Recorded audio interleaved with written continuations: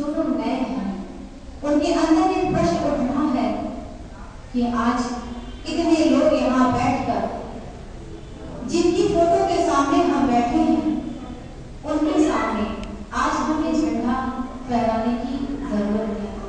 या ये कौन है किसके सामने हम इस तरह से अपने प्रेम को एक दूसरे में बांट रहे हैं। आज तक आप जिन भी देवी देवताओं की पूजा करते चले आए हैं, जिस तरह से हमने श्री राम की पूजा की, श्री कृष्ण की पूजा की है, साईनाथ की पूजा की है, आज उन समस्त देवी देवताओं को महसूस कराने का समय आ गया है। कलयुग में यह बताया गया, मार्कंडेय महर्षि पुराण में 14,000 वर्षों पूर्व यह भविष्यवाणी की गई थी कि कलयुग के अंत में एक स्त्री का अवतरण जब आपके सामने आएगा, आप उसके सामने अगर बैठ जाएंगे तो आपके अंदर की प्राण शक्ति जागृत हो जाएगी, आपकी कुंडलिनी शक्ति जागृत हो जाएगी। कुंडलिनी शक्ति बहुत सारे लोगों ने देखा है कि जब बच्चे बहुत छोटे होते हैं तो उन बच्चों को जब हम मालिश करते हैं तो बच्चों के रीढ़ की हड्डी का जो सबसे निचला हिस्सा होता है वहां में त्रिकोणाकार अस्थि पाई जाती है, जिसमें 3.5 कुंडल के रूप में महा कुंडली को, जिसे प्राण शक्ति कहा गया, जिसे आदि शंकराचार्य जी ने जीवात्मा कहा है, जिसे कबीरदास जी ने सुरतिया का नाम दिया। और आज तक हम ये समझते चले आए हैं कि जब हमारे शरीर से प्राण निकल जाता है तो हमारी मृत्यु हो जाती है, लेकिन आत्मा में हमारे शरीर से प्राण शक्ति निकल जाती है। जैसे कि परम पूज्य श्री माता जी जिस माँ के सामने आप बैठी हैं, इस माँ ने अपनी सुंदर सी वाणी में कहा है कि आप अमीबा से इंसान बनाए गए हैं। श्री माता जी ने अपनी वाणी में कई बार कहा कि आप अमीबा से इंसान बनाए गए हैं। अमीबा से इंसान बनाने का मतलब क्या था? श्री माता जी का कहने का मतलब क्या था? श्री माता जी सिर्फ हमें एक चीज बताना चाहती थी कि अमीबा से आपको इंसान बनाया गया। जिस माँ की कोख में आप पल रहे हैं, जब एक बच्चा अपनी माँ की कोख में पलता है तो उस जन्म देने वाली माँ को ये पता भी नहीं होता कि मेरी कोख में पलने वाला बच्चा लड़का है। फिर भी हम अपने बच्चों से ये कहते हैं कि मैंने 9 महीने तुम्हें अपनी कोख में रख करके पैदा किया है, मैंने तुम्हें अपनी खून से सींचा है। लेकिन हम उस समय ये भूल जाते हैं कि जिस समय बच्चा अमीबा के रूप में, जिसका कोई शेप भी नहीं होता, जिसका कोई आकार नहीं होता, जब वह बच्चा एक भ्रूण के रूप में उस माँ के गर्भ में आता है तो उस बच्चे की आंखें कब बन गई, उस बच्चे की नाक कब बन गई, उस बच्चे के शरीर कब बन गए, उस बच्चे के शरीर में बाल कब आ गए, हमें किसी भी चीज का कोई एहसास नहीं।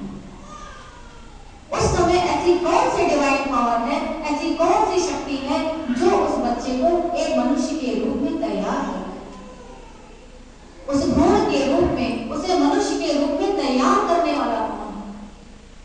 जब एक माँ अपने गर्भ में किसी बच्चे को धारण करती है तो उसके सिर के तालु भाग से वह आध्यात्मिक शक्ति, वह ब्रह्मांड की ऊर्जा उसके शरीर में जाकर उस बच्चे के अंदर प्राण शक्ति को स्थापित कर देती है।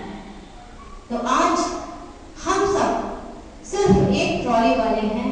जब हम अपने बच्चों से उम्मीद करने लगते हैं कि मेरा बच्चा बड़ा होकर, हम अपने बच्चों को पढ़ाना लिखाना से जिम्मेदारी जब लेने लगते हैं तो हमारे अंदर एक उम्मीद जाने लगती है कि मेरा बच्चा अच्छे तरीके से पढ़ लिख करके निकल जाए। लेकिन क्या हम एक चीज को सोच पाते हैं कि जिस माँ ने हमें पैदा किया वो तो सिर्फ एक तैयार की हुए मनुष्य को पैदा कर रही है, मानव को पैदा कर रही है, लेकिन उससे भी पहले हमारा सिर उस माँ के सामने नतमस्तक हो जाना चाहिए जिसने मुझे मनुष्य रूप दिया, जिसने मानव जीवन दिया, मेरी आंखों को बनाया, जिसने बड़े प्यार से मेरे हाथ को बनाया, जिसने बड़े प्यार से मेरे शरीर को बनाया। तो ऐ माँ आदि शक्ति, आज हम आपके चरणों में नतमस्तक हैं कि आपने मुझे इतनी सुंदर सी काया है।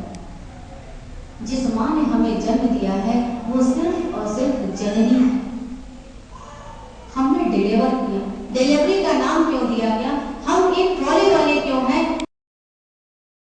एक ट्रॉली वाला किसी बहुत अच्छे शॉप से, किसी दुकान से अगर फ्रिज उठाता है और वो मकान मालिक को अगर ले जाकर के दे देता है तो उसकी उम्मीदें वहीं खत्म हो जाती हैं कि हमें इस फ्रिज से ठंडा पानी मिलेगा। नहीं, क्योंकि ये मेरा कर्म था। तो हम सिर्फ सांसारिक माँ बाप सिर्फ परमात्मा के उस अंश को इस पृथ्वी पर लाने का मात्र एक माध्यम है।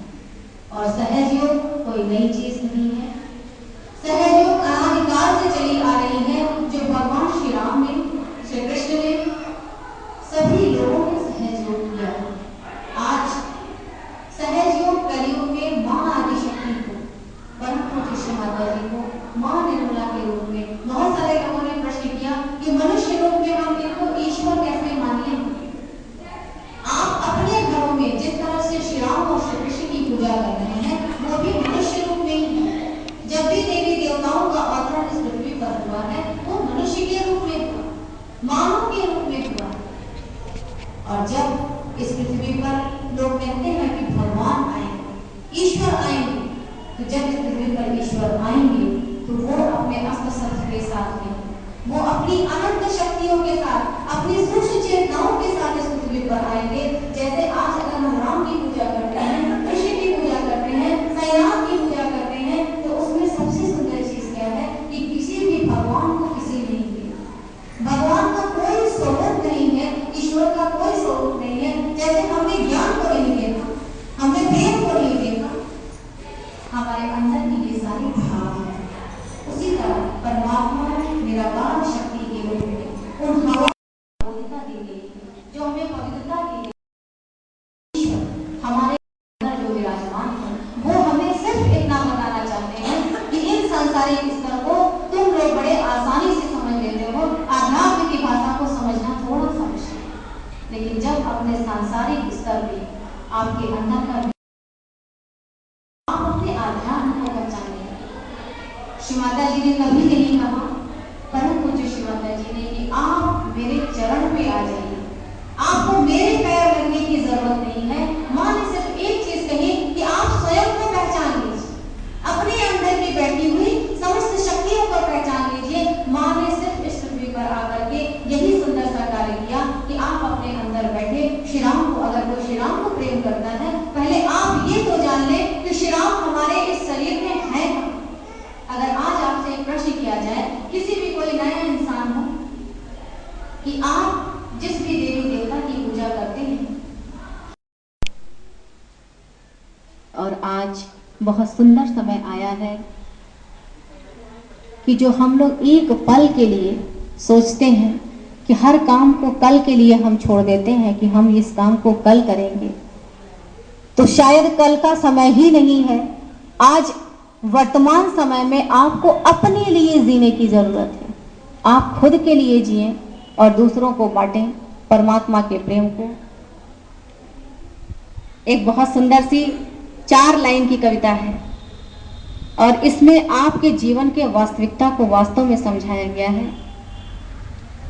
आओ सजा ले आज को कल का पता नहीं, आओ सजा ले आज को कल का पता नहीं, आओ सजा ले आज को कल का पता नहीं, आओ सजा ले आज को कल का पता नहीं।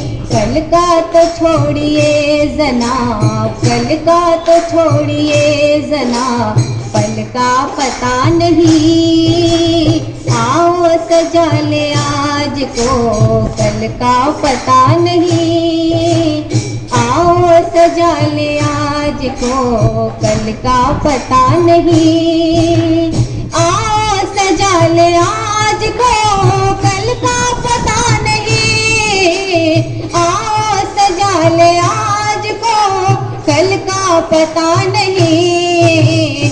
कल का तो छोड़िए जना, कल का तो छोड़िए जना, पल का पता नहीं, कल का तो छोड़िए जना, पल का पता नहीं। मरने से पहले मौत को हरगिज संभाल ले, मरने से पहले मौत को हरगिज संभाल ले, टूटा हुआ जो शाख ये टूटा हुआ जो शाख ये फिर से लगा नहीं। आओ सजा ले आज को कल का पता नहीं। आओ सजा ले आज को कल का पता नहीं। आओ सजा ले आज को कल का पता नहीं। कल का तो छोड़िए जना, कल का तो छोड़िए जना, पल का पता नहीं। इस सुंदर से 4 लाइन की कविता में सिर्फ ये बताने का प्रयास किया गया है कि जब हम भजन गाते हैं, चाहे वो निर्मलांजलि का भजन हो, चाहे वो कैसेट्स के भजन हो, या कोई फिल्मी गाना ही क्यों ना, हर चीज के पीछे ये जितने भी इंस्ट्रूमेंट्स बनाए गए हैं, परमात्मा हमें सिर्फ अपनी पहचान कराना चाहता है। आज अगर साइंस इतना आगे बढ़ गया है तो वह हमें सिर्फ ये एहसास करा रहा है कि देख, ये ईश्वर की प्राप्ति तुम कैसे कर सकते हो, उसके सामने तुम्हारा सिर नतमस्तक कैसे हो सकता है। इन सारी चीजों को सिर्फ और सिर्फ हमारे सांसारिक स्तर पर अगर हमने अपने श्रीमाता जी ने क्यों कहा, माँ की बातें हमें समझ में क्यों नहीं आती। माँ ने बड़ी सुंदर सी बात कही कि अगर आप अपने सांसारिक उत्थान को पाना चाहते हैं तो आप अपने आध्यात्मिक उत्थान को पाइए। आप अगर अपने आध्यात्मिक उत्थान को पाते हैं तो मैं आपके सांसारिक उत्थान को देखूंगी। कारण क्या है कि श्रीमाता जी ये बताना चाहती हैं कि आप पहले उस माँ को प्रणाम करिए जिसने आपको मनुष्य जीवन दिया है, जिस माँ की कृपा से आज आप इस पृथ्वी पर आए हैं। क्या हमारा कर्म सिर्फ इतना ही था?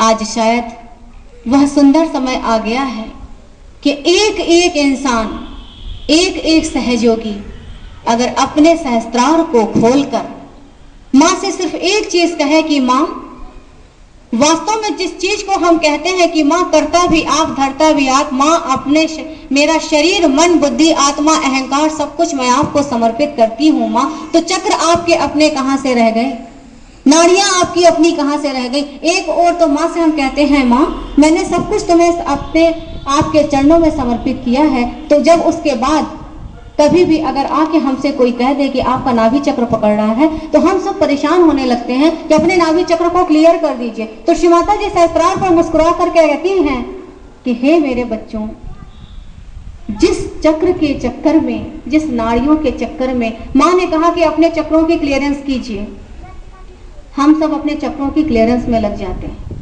फिर श्री माता जी सहस्त्रार पर मुस्कुरा के कहती हैं कि जिन चक्रों पे समस्त देवी देवताओं और गणों को बिठाया गया है, क्या वो आपसे, आप उनसे भी प्योर हो?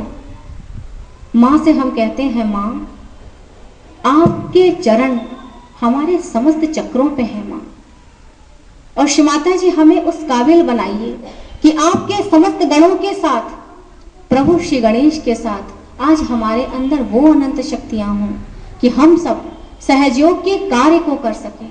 सहयोग को सीमित मत करिए, सहयोग को फैलाइए, लेकिन सहयोग को फैलाने के लिए किसी को कंडीशनिंग में मत बांधिए कि कोई भी नया अगर आपके पास आता है तो उसको बंधन में मत बांधिए। हमारी स्थिति सबसे पहले श्री माता जी ने क्यों कहा कि स्वयं को पहचानिए। अगर हम सहयोगी हैं, माँ ने कहा आप विशेष व्यक्ति हैं, वास्तव में हम विशेष व्यक्ति हैं, लेकिन जरा अपने अंदर झांक के देखें कि क्या हम वास्तव में विशेष हैं। क्या माँ की कही हुई उन सारी बातों को हम मान रहे हैं? श्री माता जी ने कहा कि आप अपने सहस्त्रार की आंख को खोल दीजिए। क्या हमने अपनी सहस्त्रार की आंखों को खोला है? श्री माता जी ने कहा कि अपने चित्त को 24 घंटे आप सहस्त्रार पे रखिए। क्या चित्त को हम 24 घंटे सहस्त्रार पे रख पा रहे हैं? चित्त को 24 घंटे हम सहस्त्रार पे रख ही नहीं पा रहे। हफ्ते में एक दिन रखते हैं जब हम सेंटर आते हैं, जब हमारा सेंटर लीडर हमें ध्यान कराता है और कहता है अपने चित्त को सहस्त्रार पे ले जाएं, या हम अपने यहाँ ध्यान में बैठे हों तब अपने चित्त को सहस्त्रार पे ले जाते हैं। उसके बाद हम अपने ही सांसारिक जीवन को जीने लगते हैं। कभी कहीं पब्लिक प्रोग्राम हुआ तो हम चले गए, लेकिन जो श्री माता जी ने तूर्या की स्थिति बताई है, जो श्री माता जी ने 7वीं स्थिति बताई है, 6वीं स्थिति बताई है कि आपका चित्त इतना स्ट्रांग हो जाता है कि आप किसी के बारे में सोचते हैं, आपको उसके बारे में तुरंत पता चल जाता है। आपने किसी को देखा भी नहीं, फिर भी आप उसके बारे में सब कुछ जान जाते हैं, कोई भी इंसान कहीं भी बैठा हो। तो सहयोग में इन सारी स्थितियों को हम कब पाएंगे? क्या सहयोग एक सीमित है कि हम सेंटर पे आए, हमने बंधन लिया, हमने ध्यान किया, और वो भी मैकेनिकल? आप सेंटर पे आते हैं और आते ही बंधन लेना शुरू कर देते हैं। क्या आपसे किसी ने कहा? आप सेंटर पे आए हैं, सेंटर के कार्यक्रम को शुरुआत होने दीजिए। आपको सामूहिकता में, जब आप माँ के मंदिर में आ गए तो आपको नेगेटिविटी पकड़ कौन सी रही है? आप तो माँ के मंदिर में बैठे हैं, समस्त गणों के साथ बैठे हैं, इसका मतलब कि माँ में विश्वास नहीं है या समर्पण नहीं है। हम सबसे पहले श्री माता जी के समस्त गण सेंटर पे उपस्थित होते हैं। आप सब अभी भी महसूस कर सकते हैं, समस्त गणों की उपस्थिति है यहाँ पे। आप सब बीच में बैठे हैं। देवी कवच में कहा गया है, माँ देवी ने खुद कहा है इस चीज को कि देवी का कवच देवताओं को भी दुर्लभ है। लेकिन आज हम मनुष्य जीवन में वास्तव में जिस बंधन को हम ले रहे हैं वो कवच है। बंधन को मैकेनिकल मत बनाइए। जब आप सेंटर पे आए, प्रणाम करें श्री माता जी को और बिल्कुल शांतिपूर्वक बैठें, चित्त को सहस्त्रार पे रखें और अपने सेंटर पर अपने सहस्त्रार से बहने वाली उस ऊर्जा को फैलाने की कोशिश करें। और फिर उसके बाद जब आपको बंधन लेने के लिए कहा जाए, चित्त को सहस्त्रार पे ले जाइए और उसके बाद बड़े प्रेम से बंधन लीजिए। कुछ लोगों को हम लोगों ने देखा है कि वो आज्ञा चक्र पे ही बंधन लेते हैं, यूं। तो आपकी स्थिति यहां तक की ही रहेगी। बंधन लेने के लिए हमारा हाथ बिल्कुल सहस्त्रार से ऊपर होना चाहिए। और बंधन को बिल्कुल मेरी हाथ जोड़ के विनती है हमारे सहयोगी भाई बहनों से कि आप लोग उसको मैकेनिकल मत बनाइए। श्री माता जी ने बड़े सुंदर तरीके से बताया है बंधन लेने के लिए। बंधन हम क्यों लेते हैं? जहां भी हम बैठे हैं वहां ही हम बंधन ले रहे हैं। मान लीजिए आप ट्रेन में बैठ गए, 2 दिन का रास्ता है, क्या आप सबके सामने बंधन लेना शुरू करेंगे? चित्त से बंधन लीजिए। अगर आपके सामने कोई बैठा है, श्री माता जी ने बहुत सुंदर सी बात कही है कि जब नए लोग आपके सामने हों तो आपको हाथ पैर हिलाने की जरूरत नहीं है, आप चित्त से काम करिए। अपने आप को हम लोग विशेष व्यक्ति समझने लगते हैं कि हम सहयोग में आ गए, हम पार हो गए, लेकिन क्या वास्तव में हमने अपने अंदर झांक के देखा है कि हम पार हुए भी हैं या नहीं? या श्री माता जी जिन चीजों को कह रही हैं, माँ ने कहा कि आप अपने अनुभव से काम करिए, नित्य नवीन नई खोज हो रही है। क्या आज मेरे अंदर से क्या मेरा गुरुतत्व जागृत हुआ है? श्री माता जी से हम कहते हैं, माँ मेरा गुरुतत्व जागृत कर दीजिए। मेरे हाथों में वाइब्रेशंस आ गई। श्री माता जी ने कहा कि बेटा तुम उस लायक हो कि तुम्हारा गुरुतत्व जागृत हो सकता है, लेकिन क्या तुमने कर्म ऐसा किया है? क्या काम हम ऐसा कर रहे हैं? क्या हम अपने चित्त को नाभि पे ले जा रहे हैं? क्या माँ के चरणों से आती हुई उस ऊर्जा को नाभि पर हम ले जा रहे हैं जिससे हमारा गुरुतत्व जागृत हो जाए? गुरुतत्व हमारा जागृत कब होगा? मान लीजिए मेरे सामने खाना रखा है, मैंने कहा खाना बहुत स्वादिष्ट है, जो खाएगा वही जानेगा। आपके सामने वाला इंसान ये जान ही नहीं सकता कि खाना स्वादिष्ट है। गुरुतत्व को अगर जागृत करना है, या श्री माता जी के सामने जब हम बैठते हैं तो हम लोग अपने आप को पूरी तरह से मैकेनिकल बना चुके हैं कि माँ मेरा बायां क्लियर कर दो, माँ मेरा दाहिना क्लियर कर दो, श्री माता जी हमें ये दे दीजिए, श्री माता जी हमें वो दे दीजिए, मुझे गुरुतत्व बना दीजिए, मुझे ये कर दीजिए। सारी चीजें हम सिर्फ माँ से डिजायर्स करते हैं। श्री माता जी भी कभी मुस्कुरा के कहती हैं कि तुम सब जिस तरह से अपना लेफ्ट और राइट हर समय क्लियर करने में लगे रहते हो, तो क्लियर करने का फायदा क्या है? हमने सुबह भी कहा माँ मेरा लेफ्ट क्लियर करो, शाम को भी कहा माँ मेरा राइट क्लियर करो। क्यों करें? तुम्हें करना क्या है अपना लेफ्ट क्लियर करा करके? स्वयं के लिए। अगर दूसरों के लिए तुम्हें लेफ्ट क्लियर करना है तो मैं तुम्हारा लेफ्ट क्लियर कर देती हूँ। आपको अगर आगे जाके सहज का कार्य करना है तो तुम्हारा लेफ्ट भी क्लियर, सहज का कार्य करना है तो राइट भी क्लियर। नहीं तो इससे अच्छा कि हम एक बर्तन ही है, अपने घर में एक भगोना रख लीजिए, एक कुकर रख लीजिए और उसमें कुछ भी मत बनाइए, बस दोनों समय उसको साफ करिए। कुकर का कोई मतलब रह जाएगा? कोई मतलब नहीं रह जाएगा। आज हम सब भी सहयोगी भाई बहन भी यही हो गए हैं कि हम सिर्फ माँ से मांग रहे हैं कि माँ मेरा दाहिना क्लियर करो, माँ मेरा बायां क्लियर करो। श्री माता जी भी कहते हैं यार कुछ काम भी करो कि खाली दाहिना और बायां ही क्लियर करेंगे तुम्हारा। तो आज जो श्री माता जी ने कहा कि नित नवीन खोज में आप अपने अनुभव से कार्य करें। एक जगह श्री माता जी ने कहा है कि बहुत सारे लोग मेरे पास आए और मेरे से कहा कि माँ कुछ लिखित नियम होने चाहिए। मैंने कहा कि नहीं, लिखित नियम नहीं होने चाहिए। अगर मैं लिखित नियम आप सबको दे दूंगी तो आप सब उन सारी चीजों को पकड़कर बैठ जाएंगे। आपको अपने अनुभव से कार्य करना है। हमारा स्वयं का गुरु तत्व, माँ से मांग रहे हैं माँ मेरा स्वयं का गुरु तत्व जागृत कर दीजिए, लेकिन क्या माँ की बताई हुई बेसिक चीजों को ही पकड़ के बैठ जाएंगे तो हमारा गुरु तत्व कैसे जागृत होगा। ये तो बात वही हुई कि आपने अपने बच्चे का एडमिशन एलकेजी में करा दिया तो बच्चा ए फॉर एप्पल पढ़ रहा है तो एमबीए तक पढ़ाओ उसको ए फॉर एप्पल। क्या एमबीए की क्लासेस में भी ए फॉर एप्पल ही पढ़ाया जाता है। हम सहयोग को जो सीमित करके रख दिए हैं इसको हम आगे कैसे बढ़ाएं। बहुत सारी चीजें अपने अनुभव से हम लोगों ने की हैं जो कार्यान्वित भी हुई हैं और आप सब भी अगर इस चीज को अपने जीवन में अपनाएंगे तो एक हफ्ते के अंदर अपनी स्थिति को देखेंगे। क्योंकि आज एक बड़ी सुंदर सी बात बताने जा रहे हैं। हम कहते हैं आनंद और निरानंद। आनंद और निरानंद में दोनों में बड़ा अंतर है। आनंद का मतलब आनंद सिर्फ अपने लिए, निरानंद का मतलब है नि मीन्स शक्ति, देने की शक्ति। निरानंद का मतलब कि देने की शक्ति आपके अंदर आ गई। आनंद कहां तक आ रहा है? 6 चक्रों तक। आज्ञा पे है तो खुश हैं, भजन भी गा रहे हैं तो भी अच्छा लग रहा है, माँ की पूजा कर रहे हैं तो भी अच्छा लग रहा है क्योंकि दिमाग से हो रही है सारी चीजें।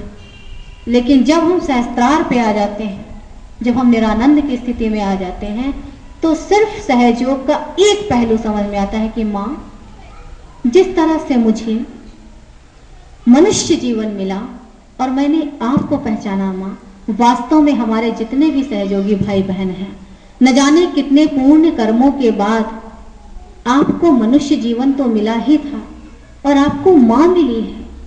ये समय मत गंवाइए कि मुझे 15 साल सहयोग करते हो गया, मुझे 20 साल सहयोग करते हो गया, मुझे साल भर सहयोग करते हो गया, चाहे जितना भी समय हो गया, लेकिन जरा एक बार पीछे मुड़ के देखिए कि आपने कितने लोगों को रिलेशन दिया है, कितने लोगों को आपने आत्म साक्षात्कार दिया। श्री माता जी ने कहा कि सहज का प्रचार प्रसार कोई भी कर सकता है, कहीं भी जाकर के कर सकता है। आपके अंदर संकोच क्यों है? कारण क्या है कि श्री माता जी से जो हमें ऊर्जा मिल रही है हम शरीर के उस अंग तक ले ही नहीं जा रहे हैं। डर कहां से आता है? फियर कहां से आ रहा है हमारे अंदर? हम सहयोग में है फिर भी फियर है। कारण क्या है? डर क्यों आ रहा है? इनसिक्योरिटी क्यों है? एंगर क्यों है? क्रोध क्यों आ रहा है? ये सारी चीजें क्यों आ रही हैं? क्योंकि एनर्जी को हम वहां सप्लाई नहीं कर रहे हैं। हो जाएगा, आपके अंदर का डर खत्म हो जाएगा। ये सारी चीजें अनुभव की गई हैं और जो आपके सामने आज बताई जा रही है कि ये सारी चीजें अनुभव पे हैं। आप चित डाल करके, श्री माता जी ने कहा कि हर व्यक्ति हर रोज एक इंसान को आत्म साक्षात्कार देगा, लेकिन क्या हम हर रोज दे पाते हैं आत्म साक्षात्कार? नहीं दे पाते। कारण क्या है? सांसारिक जीवन भी है, हमें अपना घर भी देखना है, हमें अपने बच्चों को भी देखना है, अपने पेरेंट्स को भी देखना है। इसलिए श्री माता जी ने जो हमें कहा है कि आपको अपने सांसारिक जीवन को जीते हुए अपने आध्यात्मिक जीवन को जीना है। लेकिन माँ ने बड़ी सुंदर सी चीज दी है कि देख मैं सहस्त्रार पे बैठी हूं। आपको जब भी माँ से मिलने की इच्छा हो आप सहस्त्रार पे चले जाइए और श्री माता जी से वहां मिलिए और माँ से पूछिए माँ आज काम कैसे करना है। कहते हैं कि कैसे वो समझेगा सहयोग। मान लीजिए आप किसी को सहयोग समझाना चाहते हैं और वो इंसान बड़ा टिपिकल है, सहयोग नहीं समझना चाहता।